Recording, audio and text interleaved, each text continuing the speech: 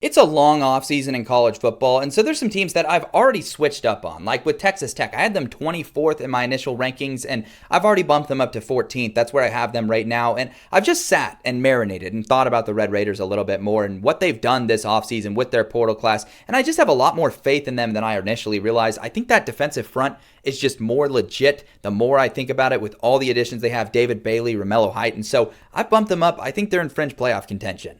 Indiana, I had all the way up at 10. I was pretty sky high on the Hoosiers, but I've actually tapered off on them just a little bit. Things went so right for them through the transfer portal that I think just by the law of averages, this year we might see a few more misses for them in terms of the talent they added. They do have such a nice bedrock, though. I do think their floor is pretty high, but they're at 17 now, which I think is more in line with where most people have them.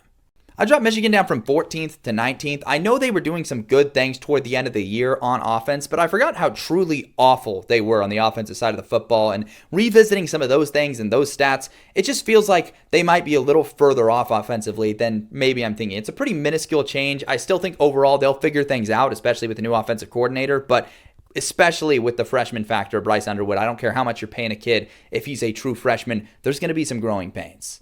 This one isn't a major adjustment, but Oklahoma from 15th to 13th, I'm just getting a little bit more confident in them every time I look at this roster and look at the scope for this team this year. I know they've got a really brutal schedule, and I think that was making me hold back a little bit, but I'm just way too tempted by what this offense can be and what Oklahoma can turn into. Like, I'm pretty tempted to put them in my playoff, and in some cases, I think I'm going to.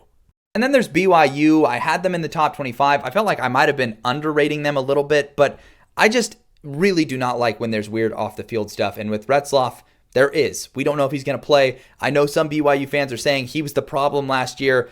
I don't think that's true. I think if you talk to any Utes fan, you know things can quickly fall apart if you've got uncertainty at quarterback. So I'm just a little bit lower on BYU. I think they have a great infrastructure in place with the rest of the team, which is why I've gone back and forth a little bit, but I'm just less faithful in them right now.